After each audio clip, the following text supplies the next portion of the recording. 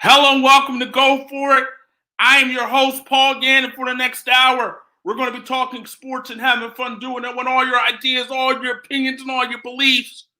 Of course, as always, you will get a heavy dose of my opinion. Before we get started, Dak Prescott, tough injury.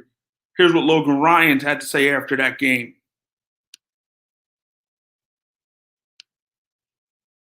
A couple years ago, and I just told him, what would Kobe do? I hope he comes back. I hope he gets $500 million. I hope he deserves it. And honestly, that was the worst thing to happen today. And I got a sick taste in my. So what would Kobe do?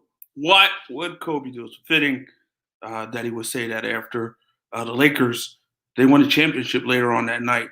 But it's fitting that he would say, what would Kobe do in that particular situation? It's a tough situation when it comes to Dak Prescott. We're going to talk Dak Prescott. Willie Roaf will be joining us. We're going to talk Dak Prescott with him. I'm talking now. We're going to talk LeBron and the Lakers. LeBron gets number 4. It's exciting for him. We're going to talk that. Also, so we got LeBron and the Lakers. We're also going to talk Lomachenko Lopez. Big fight tomorrow out there in Las Vegas in the MGM bubble.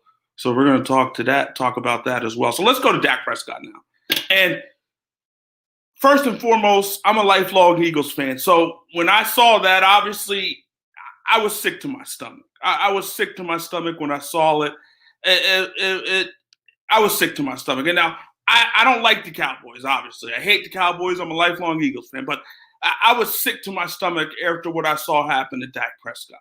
I mean, this was a guy who decided to bet on himself on some level and say, you know what?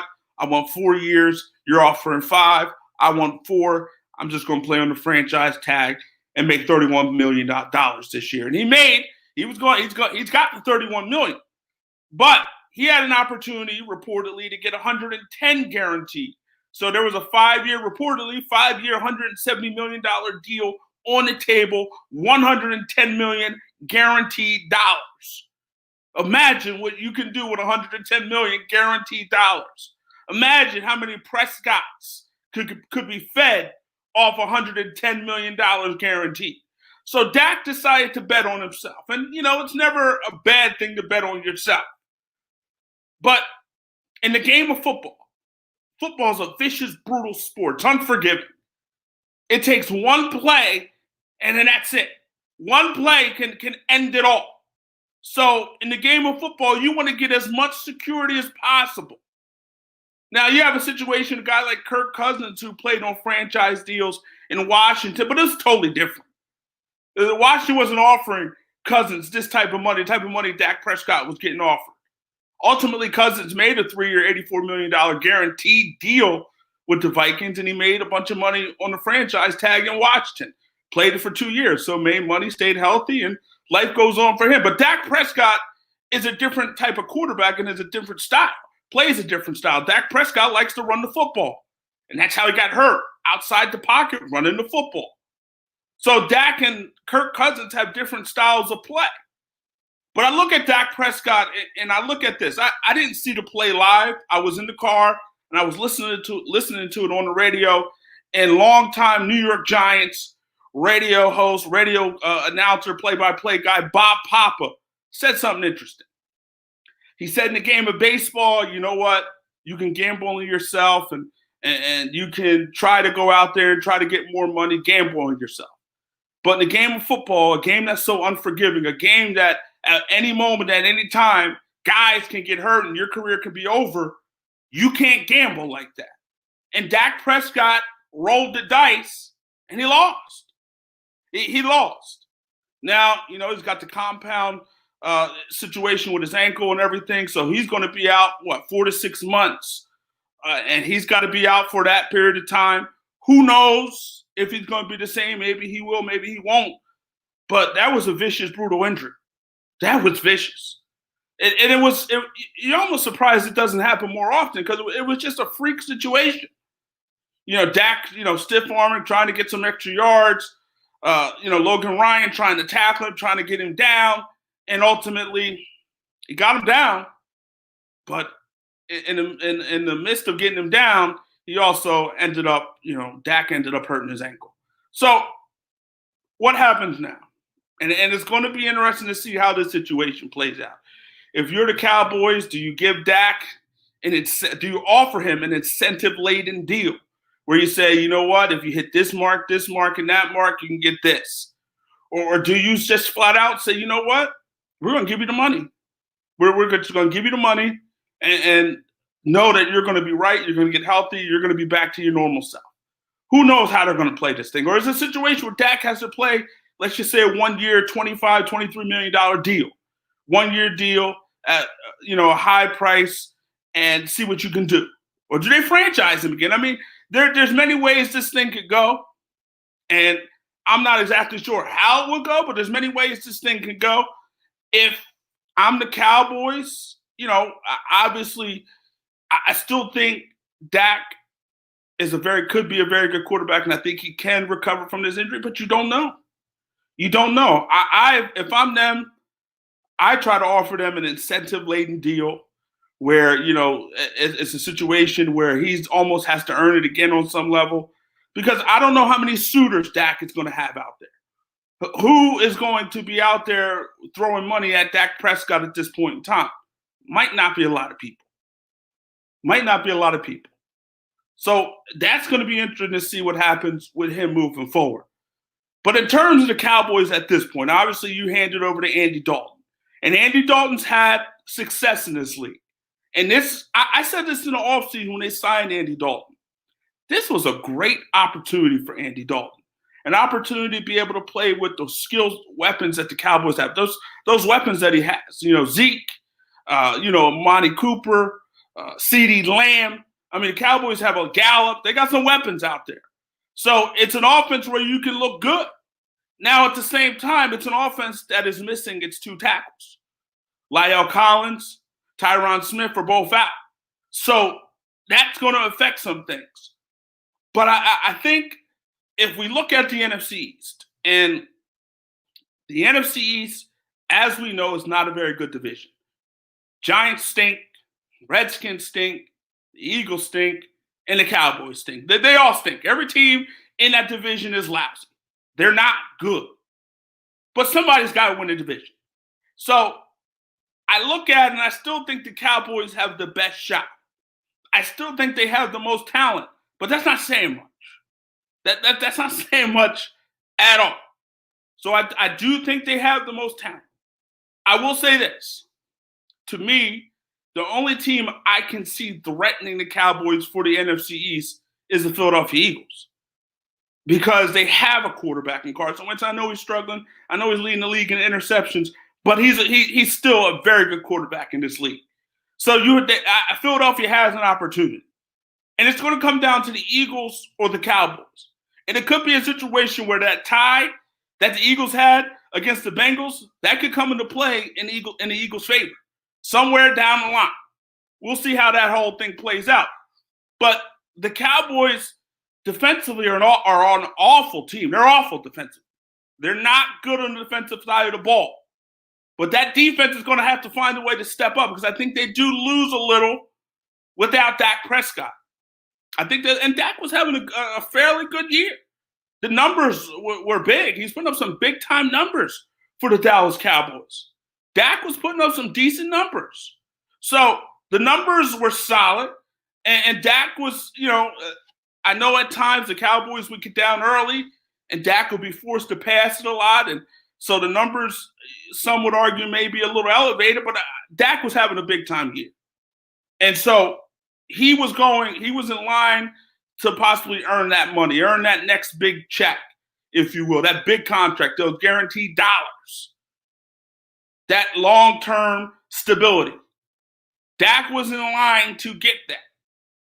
And now that's out the window. And here's also the thing. Do you blame Dak's agent for not taking the 5 years? You could definitely make an argument that his agent dropped the ball. Because it's a situation, here's the thing, you're the quarterback of the Dallas Cowboys, America's team.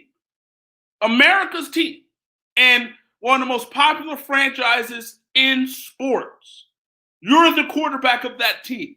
And Dak is a guy, good-looking guy. He's He's got a lot of endorsement deals, doing a lot of different things. So if you couple the $110 million that he would get guaranteed if he resigned it, along with all the endorsements, along with being the quarterback of the Dallas Cowboys, well, he can make that work. You can make that work. And the money that you might be missing the second time around in terms, because obviously this contract is not about now. Dak wanted that 4 years so he can become a free agent, 27 years old, become a free agent around 31 years old, and get another hefty payday. That's what Dak wanted to do. So you could say, you know what, let's take the 110 guaranteed dollars along with the endorsement deals that come with being Dak Prescott, along with being the quarterback of the Dallas Cowboys. You can't beat it. You can't beat it. So it turned out to be a mistake. The results are the results. The results are in. The ballots have been counted. There's no hanging chads. The results are in. Dak Prescott and his team made a mistake. And now at this point, Dak has to find a way to, get himself healthy, of course. That's number one. And number two, get himself back to being the guy that he was pre-injury. And that's going to be a difficult proposition. We're going to bring in a guy now who knows a lot about what it takes to be successful in the National Football League, a guy who knows what it takes to make it to the Hall of Fame. Let's bring him in now, Hall of Famer Willie Roaf. Willie. How you doing, Paul? Yourself? Looking good. I need a little shave up. Sorry, I'm looking a little rough. Well, it happened. COVID's out here. So let me. I think we got a backfire.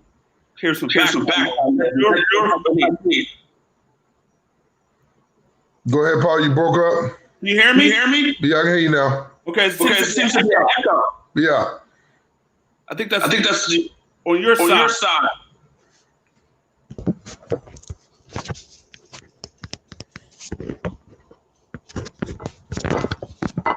All right, let's go now. Let's see. Yeah, that's good.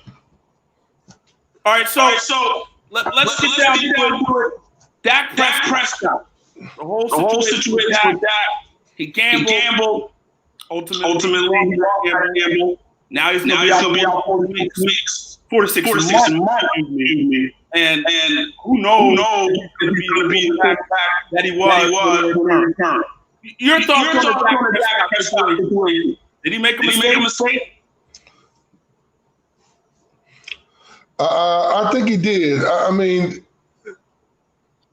I wouldn't have let him go out there. And Ricky Jackson made a good point. You got to look at it from this perspective. Dak wasn't the first round pick. Dak was the 4th round pick. Right. So a lot of times when they give the guys the money, Jared Goff, Wentz, these guys were drafted high, So if they play well, they're slotted to make a lot of money. Dak was the 4th round pick that had to prove himself.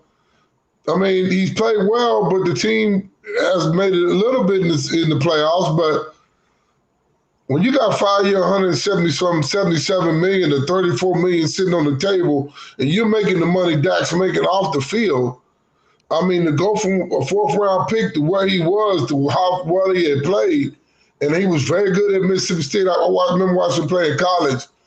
I just don't think you can you got to take that money. If you're bickering about 1 year, they're trying to spread it out for the salary cap. So it's really to help the team is why they want to spread it out. So if the numbers are similar, it's hurting the team more, Paul, if it's a 4-year deal. So I understand the thought process of Jerry and them. I mean, so I can't say that it's disrespectful if I'm offering to pay the guy $35, $34 million a year. He hadn't won a Super Bowl. He hadn't Mahomes. He doesn't have to pay state tax. You got to factor that into the equation too. I mean, Jared and those guys have to play, for Philly, they got to pay 10%. Cali's 13%. So he's saving a lot of money, So me personally, I would not have gone out there and played. If I had that kind of money on the table, I would have took the deal. You talked about the endorsement. But you can look at it as well. With the endorsement, maybe you can take that extra money. I mean, maybe you can take that thing. I got that money. So let me just go out and try to get more money. But you're right. At the end of the day, I'm going to get $100. Couple that with you quarterback, maybe the most popular franchise in American sport. You have that opportunity. I mean, gotta take money. So, really, if it's 4 years guaranteed, you're looking at 130 million, let's say 34 a year. What's that, 70, that's almost 140. So you're 140 plus endorsements. You're probably walking away from close to $180 million, Paul. Whereas you got $180 million, you're walking away from about $100 million liquid in the bank, where right now he's at 10 or 15. That's a lot of money to leave on the table to go out there and play on a one-year deal, because he knows what he's making in endorsements. He knows how much that contract's being. If you're telling me it's averaging 34 something, I'm telling you he's going to make about 140 over the first 4 years of the deal, and that's guaranteed. I can't leave that on the table and sign a one year $31 million tag. It's too risky. It's very risky. It's very risky. And if the kid from Katy, Texas, the quarterback now plays well. I forget his name. That was with Cincinnati, who's got a lot of experience. If he plays well, Andy Dalton, and if they rely on Ezekiel Elliott because everybody's hurt, and they got another guy coming back on the defense, they got the linebacker coming back next week. They got the kid that got suspended on the defense coming back too. So if Andy Dalton plays well and they rely on Zeke and they start pounding the ball, play action, going down the field, and they come together and do something this year, that adds, like I said before, that adds more flame to the fire. I mean, if I make Zeke the focal point and he shows he can do it, first of all, I'm not giving him a 4 or 5 year deal coming off a compound fracture, so it's going to be another 1 year deal. I'm not going to tag him, so what's he going to do? I don't think any team's going to give him a long-term deal. Maybe he'll get a 1 year deal from the Cowboys, or maybe a shorter-term deal, but not for the money he was looking for. So if he goes somewhere else, he's got to prove himself. I don't know. He's in a tough situation because he wants big dollars, and he turned down a lot of money, so he's got to prove himself coming off that leg injury. Yeah. It's a difficult situation. And you got to feel why, because this close to getting the back. I mean, you talk about $100 million. Wow. I mean, how many Prescott can benefit from $100 million? How many people can benefit from you're talking about you could set up a generation of Prescott with that type of money. Yeah, for sure. So we're talking about 100. We're not talking about 100 cash. We're talking about he could have had close to 100 million in the bank in the next 4 years. 100 mil in the bank. Man, that's a lot of cash, Paul. That is a lot. That is a lot of money around that. And can he come back? The guy that was?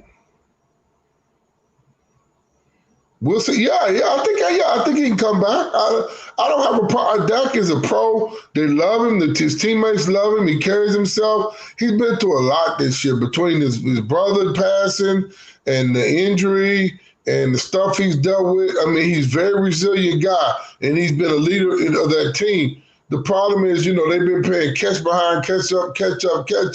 He's been a leader on that football team. He's looked great at times, and sometimes he hasn't looked so great. That's the difference. He looked great and had some outstanding football games in Dallas, but sometimes he hadn't looked so great. So, I think he can come back. I think they were depending too much on Dak and not enough on the running game. And I think that was partly because of the injuries. And now they got both the tackles out. So it's going to be interesting to see what they can do offensively and how they can keep the ball rolling. And I think it starts with running the football. They're going to have to run the football. The last thing you don't want is the quarterback setting up 40, 50 times back there with those guys coming at them. They have to mix it up and keep the defense honest. So Dak, Andy Dalton, guy. In terms of the are the Cowboys favorite? You look at the Eagles. How do you see the point? I like the Eagles. I like the Cowboys still, with the schedule, but I like the Eagles because they got the quarterback. I mean, they still got some guys coming back on the offensive side of the ball. I don't know how banged up the Eagles are. Didn't they lose one of the tackles? I think they're a little banged up too. But I like the Eagles. So you like the Eagles? I don't like Washington, and I don't like the Giants. It's going to be interesting to happen without Dak. It's a great opportunity for Andy Dalton. Some of the weapons that we have. Good. So this is a good chance for him. And we'll see. Kansas City too. Sign Le'Veon Bell. The Rich just got a little richer. How do you see Le'Veon Bell? Great for him. And a great opportunity for him, and a great opportunity to keep on winning. It is, the kid from LSU started off real hot that opening game. After that, he hadn't been able to get the ball in the end zone. I think Patrick Mahomes has more touchdowns than he has on the ground. So he's not a pounded back. He's a small guy. So they need a big, powerful back down there by that red zone to get in there. I think that's why they picked him up. And I think with Le'Veon Bell's versatility like he does, he can catch it out the backfield. He creates other problems for you. You can put him on the slot. So having Le'Veon Bell with the weapons they have, they can spread you out and they can use him too. So that's going to be another toy for Andy Reid to play with. So I'm looking forward to seeing what he can do in Kansas City. I think they have a good locker room. I think they can keep Le'Veon on focus and keep him. They only signed a 1-year deal. So if Le'Veon looking to show something and come out here and play well and audition to try to get some more money, which I think he is, even though he got a heck of a lot of money for not doing a lot, and they owe him $6 million next year. But if he wants to audition, Paul, and go somewhere and play well, he's got the perfect spot to do it with probably the best offense in the league, and it's suited to what he likes to do. So, I mean, I heard Shannon say Sharp, his brother played for was a coordinator in Green Bay. Andy Reid was when he was there. If you can't get along with Andy Reid, who's the players coach, and they say he let guys get away with too much stuff in Philly, if you can't get along with Andy Reid, then you're not going to get along with anybody because they say he's a great guy and he's the players coach. And this is like you said, in terms of the money, if he wants to earn that money, he's going to have to perform. And it's all win-win situation. If he balls out, you got a big time pass and big time thing. And you can always walk. So it's a win-win for the kids. Are you concerned after that Raiders? Am I concerned about what? After that long Raiders?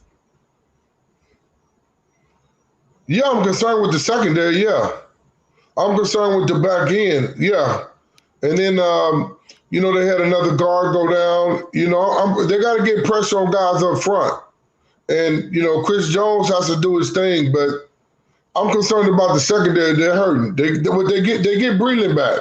So they get Breland back, who was a starter last year, who was suspended the first 4 games, but they lost to Kid Snead.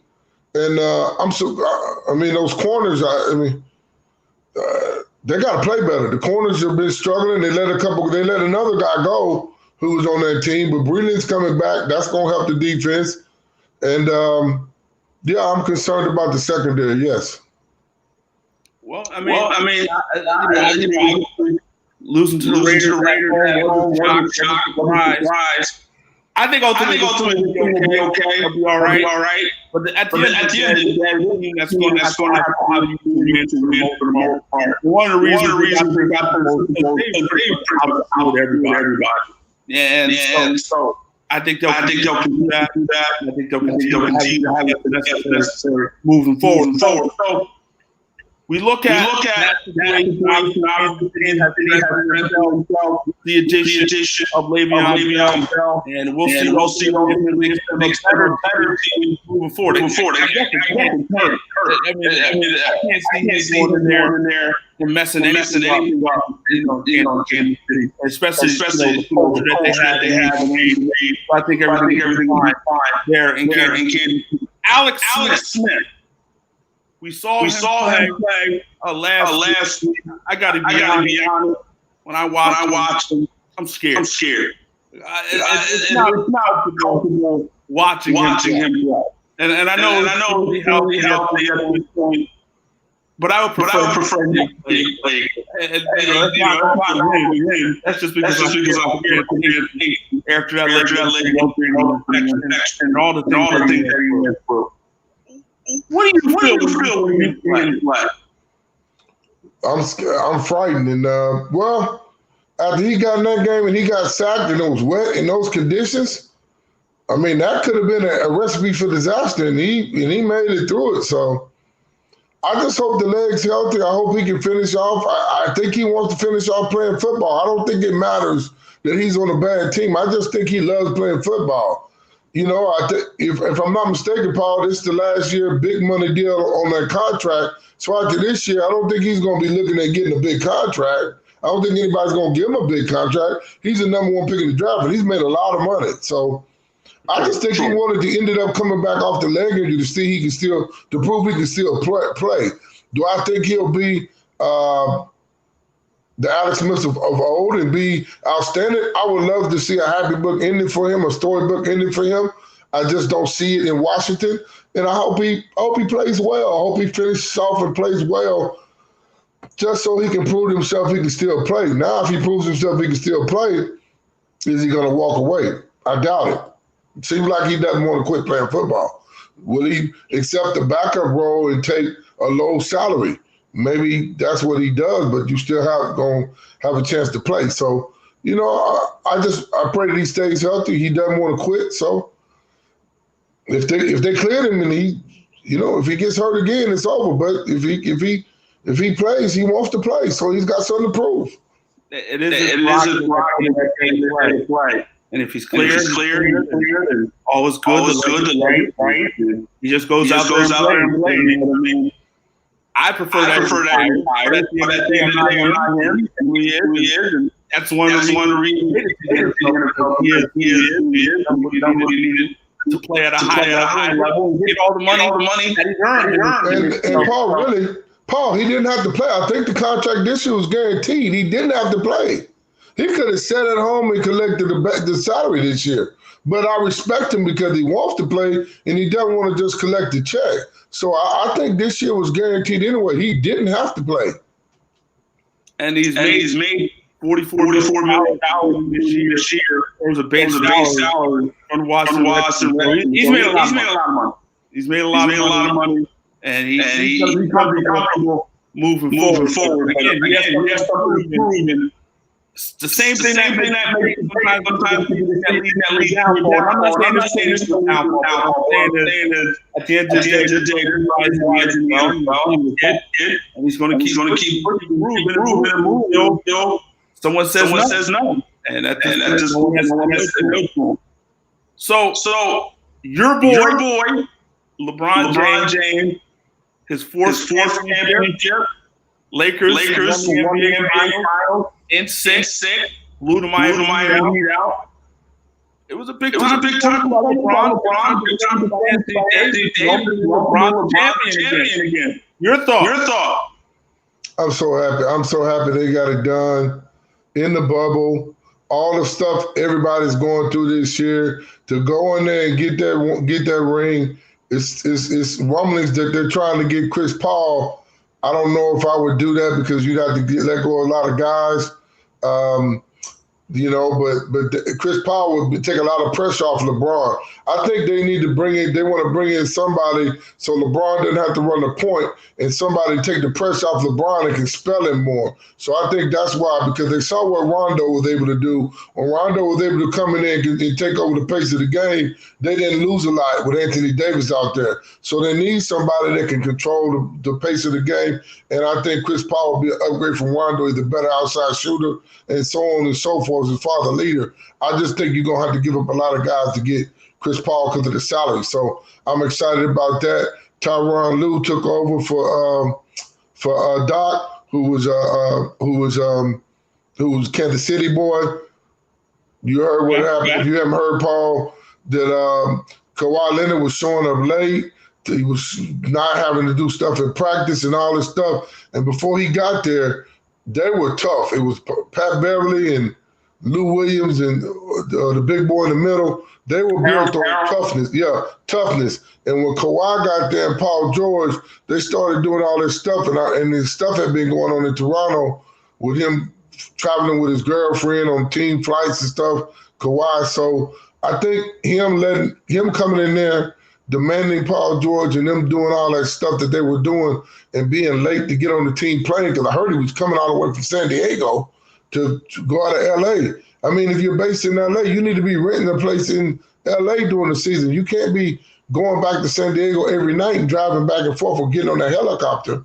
So, you know, to get away from that. But I'm so happy about what they did because of Kobe Bryant and everything that happened to Kobe and his family this year. And LeBron James is he's up there. So, you know, if he gets a chance to get another ring or two or get another one, then, you know, you can make some argument. I still not going to put him over Jordan, but he's up there in the top, like I said, 2 or 3 that ever play.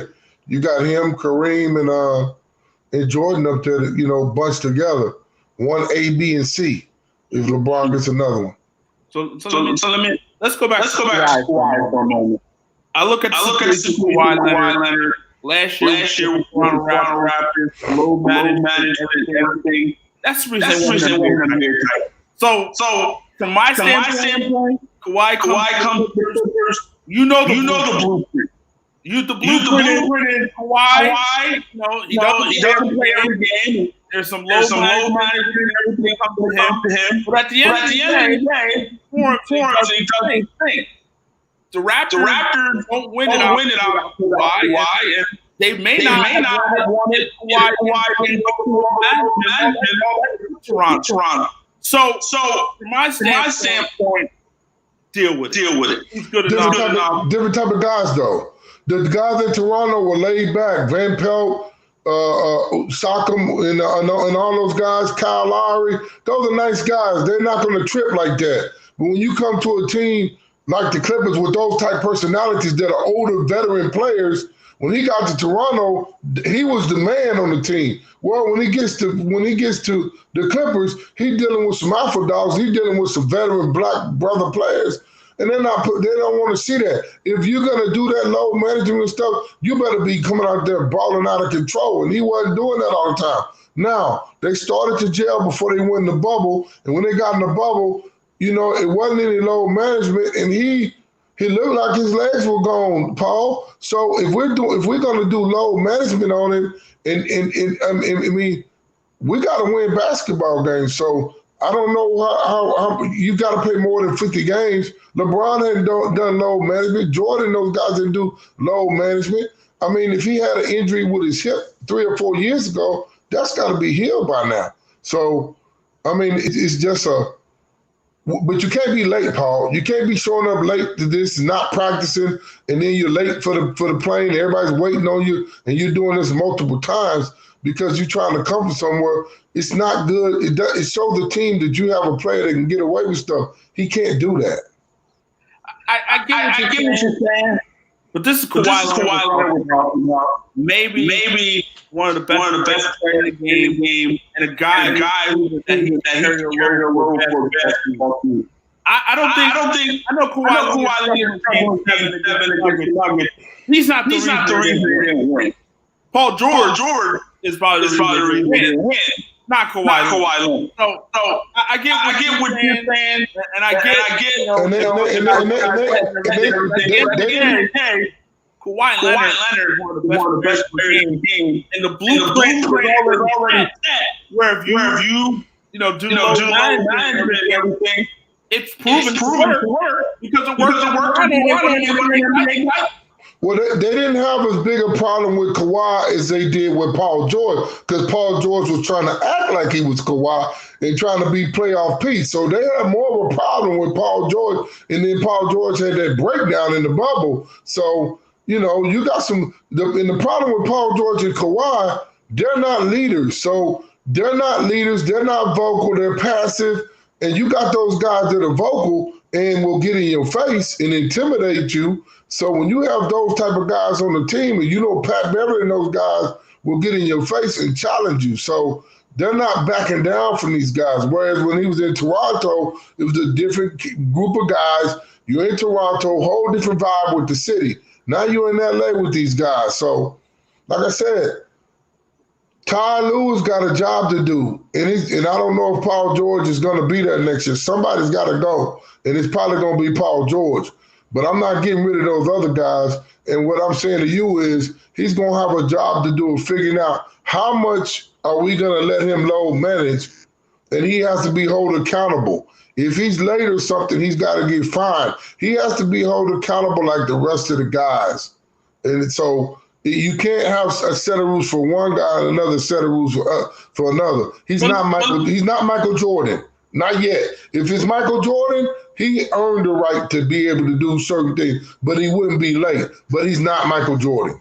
So let me ask you this. You played in the NFL for a long time. Were the rules for the guy? No, not in Kansas City. Maybe when we started winning a little bit in New Orleans, and then we had 2001, and when guys started getting egos and guys getting in cliques, it doesn't work.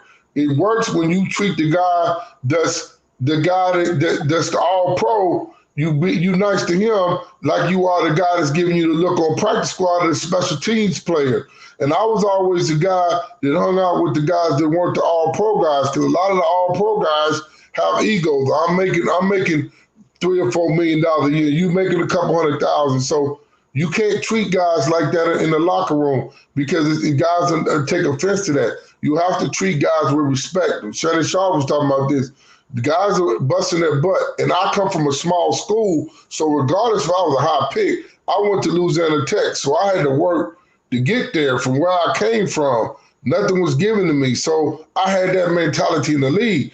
I didn't go to the big school and have all this and all that, so I earned my respect. But what I'm saying is I understood that you need to treat all the guys fairly and respect and appreciate them, because the little things that happen with the guys and the way they play, it affects the team. So when I got to Kansas City with Vermeer, we were a tight-knit group.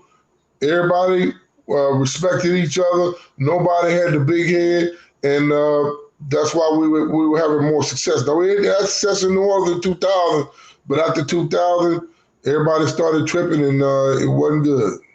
So can LeBron James do more than say Alex Caruso in terms of getting away with? Can he do what now? Can he do in terms of the things LeBron James would get away with? Obviously he can get away with more than Alex Caruso. No. And LeBron James and Anthony Davis wouldn't come to shoot around and wouldn't do certain things, but LeBron James didn't miss some basketball games. Here's the thing. Why the blueprint is there. You knew Kawhi Leonard that you would have to do the low management thing. This guy is one of them guys who earned it. And the blueprint shows us that if you recognize throughout the season, come playoff time, and he's ready to play. And he was big for Toronto. I mean, the guy that Jordan like basketball during those playoffs. He was big. Okay, but then Paul George was trying to do the same thing that Kawhi was trying to do. Paul George ain't Kawhi Leonard. I agree. He can't do it. It's a problem. So when Paul George is trying to do what Kawhi's trying to do, and Paul George comes out there and he shoots 2 for 10 or 2 for 11 or whatever, and he disappears, the guys are like, "What the heck's going on out here?" I agree, but at the same time, I don't want to keep myself. You have to blueprint is there. You know, if you do the same thing, the guy's going to put you in position. That was a blueprint in Toronto. It's a different blueprint. What you did in Toronto doesn't matter with the Clippers. They want to see Kawhi Leonard. That's like me coming over from Kansas City, from New Orleans. Okay, Willie Roaf, you were supposed to be good, whatever. That's what you did in New Orleans. I don't know what you did in New Orleans. What you gonna do when you come play with me? Show me how good you are. I'm not worried about what you did last year. I'm worried about what you're doing here and now and what I see. They're not worried about what he did in Toronto. Well, I will say this. You know, Pat Beverly, Lou Williams is a good bench, but they ain't Kawhi Leonard. So as far as I'm concerned, those guys really can't say nothing. Their egos are as big as Kawhi Leonard's. That's the problem. And they're not as good, but their egos are. And they're not good enough to have it. I mean, they're good. Tell him that. Tell him that.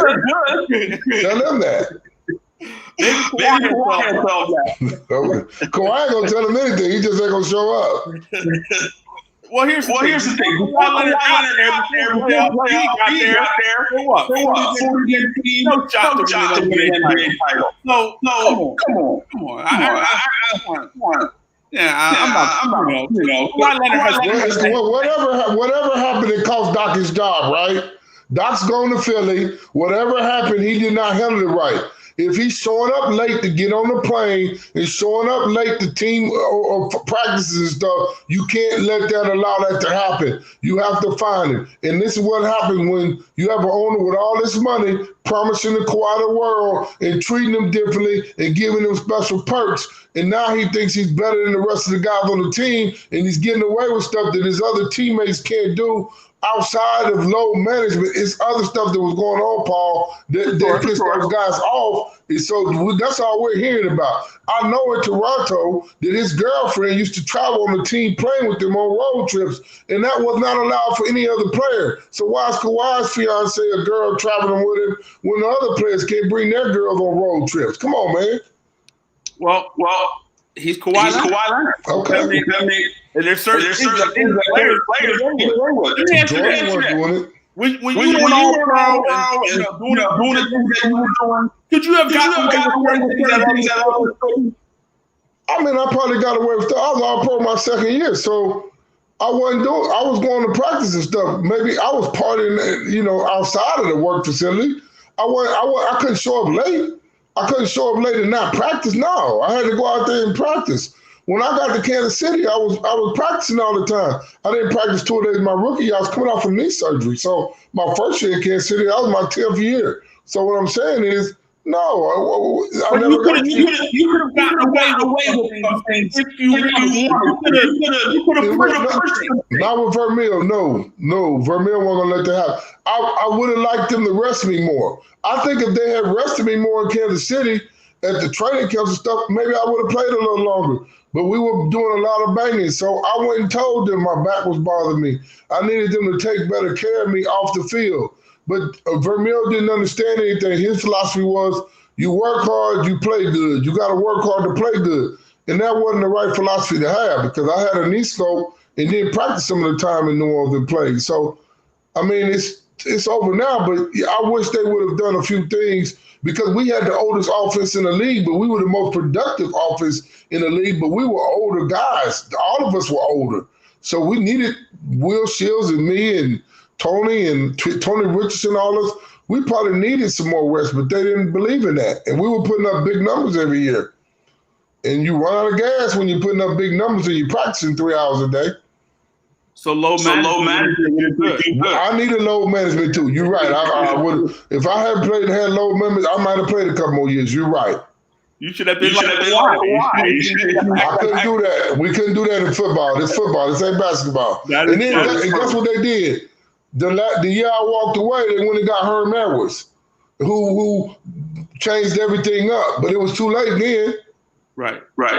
I wasn't going to come back there and let them young boys run around me and look like I was getting whooped out there. No, that wasn't going to happen. But so you I think I've heard you pass, but you feel like you could have played another two to 3 years if you wanted to. I feel like I could have played another 2 or 3 years if I had done the right things and they had preserved me more during the training camps and during the seasons. But I wasn't preserved properly, so my back started bothering me. I started hurting my hamstring, and I was trying to train to come back, and I would always feel like I was pulling my hamstring, and I felt like my body was out of whack. So that's part of the reason I walked away. If they had done things after I tore the ACL meniscus and got traded, going into my 10th year, by the way, I should have been doing one-a-days the whole time, not just that first year. If they had done me one-a-days and I hadn't done all the banging at training camp and throughout the season, maybe back off some, yeah, I could have played longer. But after that first year I got there in Kansas City, it was back to the 2-a-days and back to all the banging and stuff. 03. 04, I was real banged up after that season, but I came back for 05. 05, I go out there and pop my hamstring the first game of the season. So it was my back that was bothering me. So right at that point, I'm battling to make it through the season now. Vonnie Holiday. You remember Vonnie Holiday? Yeah. We picked up Vonnie Holiday with Green Bay. They knew he had bad knees. Vonnie Holiday could barely make it through the season for 2 years in Kansas City. When he left Kansas City, he went on to play in Miami for Washington. Vonnie Holiday played another 6-7 years because of the way they did him. I mean, we had some hard training camps. Freddie Mitchell. We got Freddie Mitchell in 05, remember? He tore his meniscus. He needed a scope. I said, Freddie. He said, I ain't never been hurt. Me and Freddie and I were cool on the field. I said, Freddie, you got to get your knee cleaned out, dude. If you don't get your knee cleaned out, they're going to cut you. You got to clean your knee out. He said, I ain't never been to no training camp like this. It's too hard. So he didn't get his knee cleaned out, and he was gone. But Freddie hadn't been through that. Guys couldn't make it through that. Joe Phillips. You got to go back and look at the timeline on Vermeer type training camps. He's ended guys' careers, man. That's why they boycotted him in St. Louis. So, it is what it is. I mean, I got 4 years up there. I'm happy I made it through the 4. You made it through. And I had back surgery after I retired. My back was bothering me. I had a 5-level laminectomy. So it was coming sooner or later, Paul. The banging doesn't go away. I'm 50 now. You think I don't feel this? Fortunately, got a yellow jacket out of it. Yeah, I got a bad back and knees, but I got a yellow jacket in the closet. Yes, I got the right. Yeah, it's all worth it. It's worth it. Yeah, it's worth it.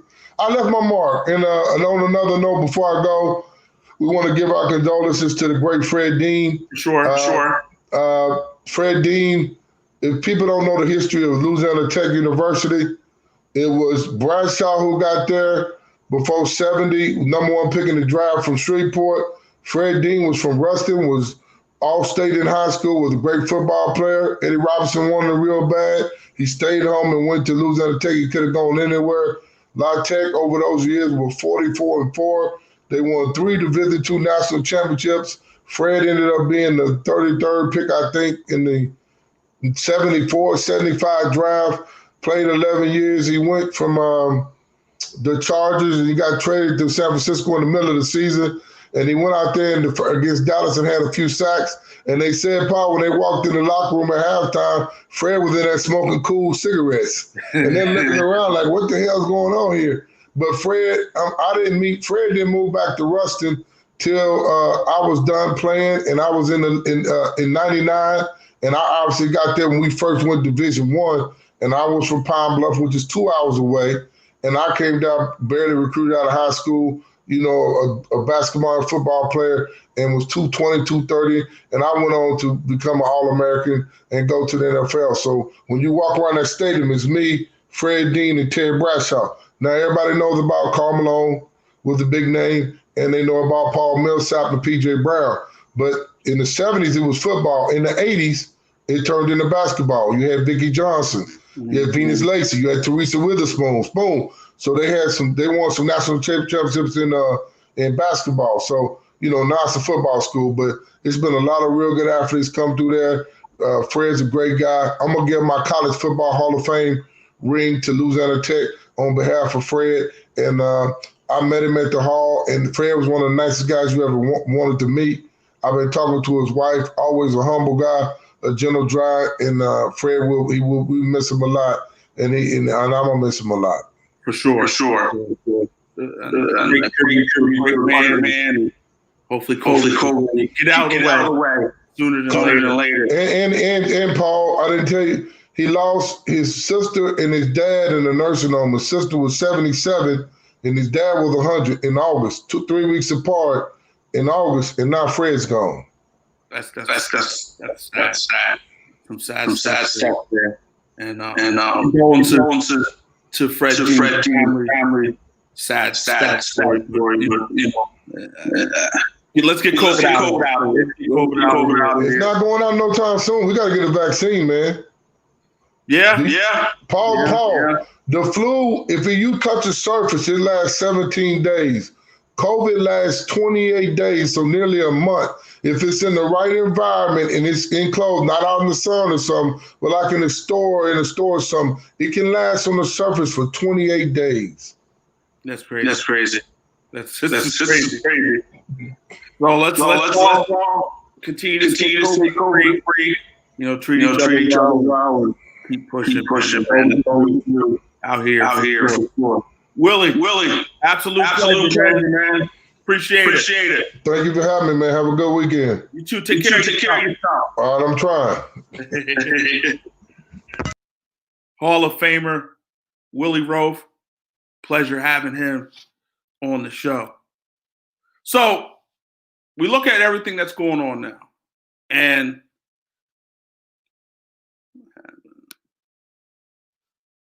we look at everything that's going on right now in the world of sports. Obviously, a lot of things going on in sports.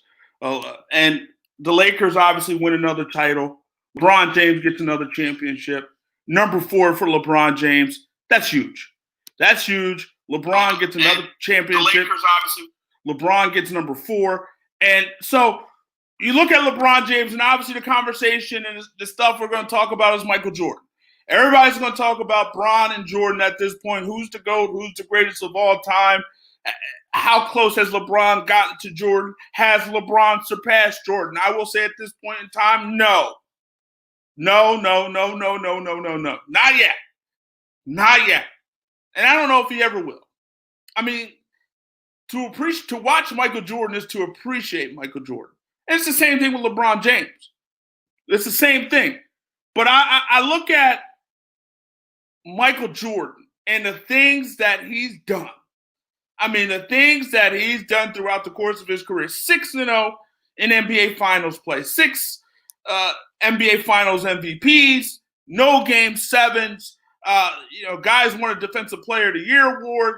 I mean, he's done a lot of great things throughout the course of his career. LeBron James as well. 10 NBA Finals appearances. 4 and 6 in NBA Finals play. I mean, the guy's done tremendous things. He's done a lot of great things as well. But for my money, and if I had one game, I'll put it to you this way. If I had one game to win, and I had to choose between LeBron James and Michael Jordan, I'm going with Michael. Michael in his prime. This guy, Jordan walked away after the first three-peat, he walked away, and after the second three-peat, he walked away. But if he would have stuck around and stayed, who knows? I mean, they could have won 6-8 championships in a row. Michael Jordan has 5 MVPs. LeBron has 4. I don't think LeBron's going to win another MVP. I don't see it. I don't think LeBron's going to get another one. Now, obviously, we can go through. LeBron's probably the better passer. Bron's probably the better rebounder. Michael's the better scorer. maybe the better defender. And, we can go back and forth from all these different things. But at the end of the day, if let's just put it to you like this. If you had a 7th game and you needed to win a 7th game, are you giving those keys to LeBron James or are you giving those keys to Michael Jordan? If you can answer LeBron James, then he's your GOAT. I can't. I can't do it. I won't do it. And I may never do it. It's okay to be the 2nd greatest player in NBA history. That's okay. But for my money, LeBron James is not the GOAT. Michael Jordan is the GOAT. And that's just for my money, but it's just my money, and it's not your money. And so you don't have to worry about anything. But it's my money. And for my money, I'm going with Michael Jordan. Let's go to this Kawhi thing for a moment here. Because this bothers me. There's a report in The Athletic about, Patrick Beverley, Montrezl Harrell, Lou Williams, other people bothered by the so-called alleged preferential treatment given to Kawhi Leonard. I mean, guys were a little upset in terms of, the load management. Guys were upset about him, being late for flights, being that he was in San Diego and he was frequently late to flights. Guys were, allegedly upset about him wanting to dictate when he was removed from games. I mean, guys were upset about all these things. And as I said to Willie Roaf, and I'll repeat myself and I'll say it again, the Toronto Raptors won an NBA title because of Kawhi Leonard, because of load management, because of taking care of, they did what they had to do to take care of his body and have him in tip-top prime shape to go through the playoffs and ultimately beat the Sixers in the 2nd round, beat the Bucks in the conference finals, and ultimately beat the Golden State Warriors in the NBA finals. They don't do that if Kawhi is not properly load managed. I mean, they managed his everything. They managed his minutes. They managed his games. And ultimately, he was fresh as a daisy in the NBA finals, fresh as a daisy in the conference finals, and fresh as a daisy in the playoffs, period. So as far as I'm concerned, when it comes to Kawhi Leonard, and I'm hearing guys, talk about people complaining about the so-called preferential treatment, but when you're as good as Kawhi Leonard, when you're a 2-time NBA Finals guy, when you MVP, when you're all those things, well, you can dictate some terms. You can dictate some terms. There's certain things that you can get away with. Pat Beverley and Lou Williams were all excited when Kawhi came and Paul George came, playoff P, when they all came. There was a video of those two laughing and all excited and giggling. And now all of a sudden they allegedly are upset because Kawhi is getting away with certain things. Kawhi is doing certain things that they can't do. Lou Williams and Pat Beverley aren't good enough to do the things that Kawhi can do. They're not good enough to get away with some of the things that Kawhi can get away with. They're not. They're not. They're not good enough. So if Kawhi Leonard wanted to come from San Diego and, try to catch a flight and he's late a few times, well, he's Kawhi Leonard. He's Kawhi Leonard. Kawhi Leonard is not the reason that the Clippers didn't get to the NBA Finals, didn't get to the conference finals. It wasn't Kawhi Leonard's fault. You talk about Paul George. Well, Paul George, on the other hand, wasn't very good. Wasn't very good. So, Tyronn Lue's going to be the coach of the Clippers. And so he's got some things he needs to clean up, some things he needs to fix. I think he'll fix it. I mean, Kawhi Leonard is a stud. And he's a guy that's a 2-time Finals MVP for a reason. He's a guy that went to Toronto and won a championship. Won a championship, a couple championships in San Antonio, won a Finals MVP in San Antonio. Kawhi Leonard is a beast. So you can say what you want to say about Kawhi Leonard, but the reason that the Toronto Raptors won an NBA title It's because Kawhi Leonard was low. They did their load management, and they did all the things that they needed to do to keep him fresh. And ultimately, he was able to deliver a championship for Toronto. So, I'm done with that. So, we got a big fight tomorrow. Lomachenko, Lopez out there in Las Vegas. Big time fight between these two guys out there in the Las Vegas bubble. I mean, Lomachenko is a guy who's lost one time. I think it was his second fight against Orlando Salido. And then you have Teofimo Lopez, undefeated, young pup, 23 years old. Lomachenko, 32 years old. This is going to be a big-time fight. And this is a fight that you don't always get in the sport of boxing. And here's also the thing about this fight. If you have ESPN, well, it's free. So you have a situation where you don't have to – this is a pay-per-view caliber fight, and you get it for free. So that's number one. That's the number one reason you need to celebrate at this point in time, because you're getting a pay-per-view caliber fight for free.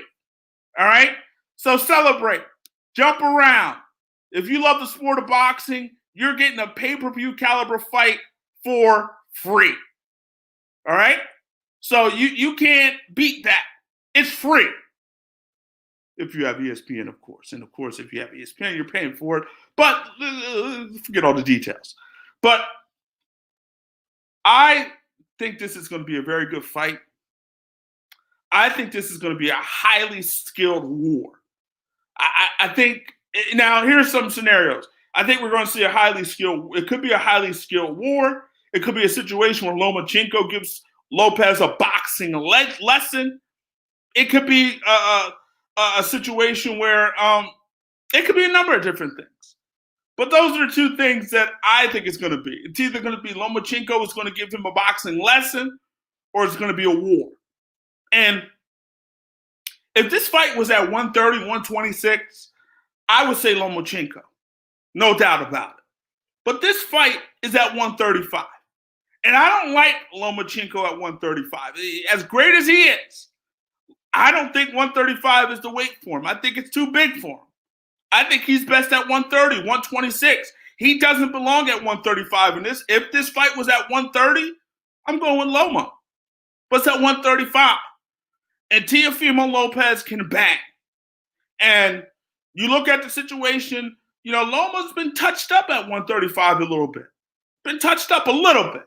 He fought Linares at 135, and he was dropped by Linares in that particular fight. And Linares is actually up on a scorecard before he was stopped in the 10th round of that particular fight. So I think what you're going to see tomorrow, and I'll tell you exactly what you're going to see tomorrow. You're going to see a very close fight. You're going to see Loma's going to get dropped. I think he's going to get dropped in this particular fight. And I think him getting dropped is going to be the difference in this fight. The way I see it, it's going to be a razor-close split decision, a 114-113 situation. And the difference is going to be Lopez's knockdown. So I think it's going to be a close fight. And I think the scorecards are going to be 114-113, 2 times for Lopez, and 114-113 once for Lomachenko. And I think Lopez, who has this guy, when you're around Lopez and you watch Lopez, the dancing and the backflip, this is a guy with a great personality, a guy who likes to have a lot of fun, but a guy with some very good skills. He has star written all over him. He has star written all over him. So I think tomorrow is going to be the moment, the time. Saturday night is going to be the moment, the time where the star arrives. That's going to be his moment. This guy has the potential to be one of the faces of the sport of boxing. And I think we will see that face after tomorrow a lot. And it's going to be a prominent face in the sport of boxing. I think Lopez gets it done. But here's one thing I will say. Being that there's no crowd there, and this fight was supposed to happen in May at MSG, and COVID happened, and we all know what COVID did to the world of sports. And I look at that fight, and I think from Lopez's standpoint, he needs that crowd. I think the crowd would have benefited Teofimo Lopez. And I'll say this. When you look at let's look at basketball, for example. Let's just make this comparison. Young players, in sports in general, young players tend to do better at home than on the road. And I say that because I look at Teofimo, and he's a guy that feeds off the crowd, I believe. I believe he feeds off the energy of the crowd. So he's not going to have that tomorrow. And I think that is something that would benefit him, having that crowd in the building. He's not going to have it. So I look at that, and that's something that benefits Lomachenko, in my opinion. The young guy needs the crowd. 23-year-old Lopez, he needs the crowd, in my opinion. He needs it. Loma, not so much. He's a veteran, been there, done that. He knows what it takes to win. And so, all that being said, razor thin. Loma is going to hit the deck again. And I think ultimately, when it's all said and done, we're going to have a new king of the 135-pound division. And we're going to have a new star in the sport of boxing in Teofimo Lopez. He will get the victory tomorrow night at the MGM Grand Bubble out there in Las Vegas. It's going to be fun, man. It's going to be fun. And at the end of the day, here's the best thing about it. They say the best things in life are free. And guess what? This fight is free. Of course, if you have ESPN and you're paying your ESPN bill on a regular, hey, it's a pandemic out here, and there's a lot of people losing jobs and whatnot, so maybe people are cutting the cord and getting rid of cable because of all that. But hey, you pay your bill, you got to fight tomorrow. Lomachenko, Lopez, and I think Teofimo Lopez will win in a close, razor-thin split decision. And I think Loma hits the deck tomorrow. But I think a star, again, will be born in Teofimo Lopez. Can't wait, man. Can't wait. If you love the sport of boxing, you're licking your chops at this, man. This is huge. This is huge. I mean, you know, this is a fight you normally have to pay for. You normally have to drop $75, $75 to $80 for this fight. You normally have to pay for this one. This one don't usually come for free. And you're getting this one for free. Free. So enjoy it. They don't come around as much as they should. And I think the sport of boxing would benefit from having more fights like this on bigger platforms. I mean, you know, pay-per-view is pay-per-view. And, you know, obviously you need to sometimes to pay the different purses and whatnot, especially without no gate, without no crowd. You know, you're going to need those pay-per-view dollars to win if you're the promoter in that particular situation. But again, you got this fight for free. Thank you, Top Rank Boxing. Thank you, ESPN. And I think I'll be thanking Lopez and Lomachenko tomorrow because I think we're going to get a big-time fight out there in Las Vegas. We'll see. We'll see, man. We'll definitely see. So I want to thank Hall of Famer Willie Roaf for stopping by. I want to thank everybody who listened. Again, make sure you hit up this YouTube channel on a consistent basis. We're dropping videos on the regular, so make sure you're there supporting this YouTube channel. And here, as we talk sports and have a little fun doing it. For everybody here, go for it. We hope you have a great weekend. Enjoy Lomachenko Lopez for free and have a good old weekend. Take care of yourself. Be safe.